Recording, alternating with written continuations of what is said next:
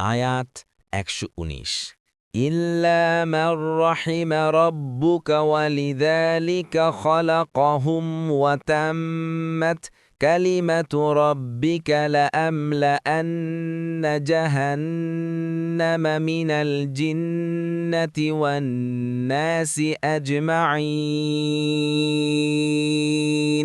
অনুবাদ: তবে তারা নয় যাদেরকে আপনার রব দয়া করেছে এবং তিনি তাদেরকে এজন্যই সৃষ্টি করেছেন, আর আমি জিন ও মানুষ উভয় দ্বারা জাহান্নাম পূর্ণ করবই।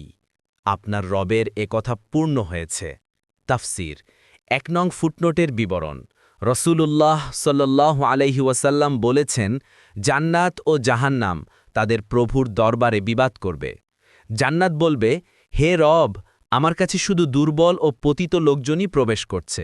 আর জাহান্নাম বলবে, হে রব, আমাকে অহংকারী দ্বারা প্রাধান্য দেয়া হয়েছে।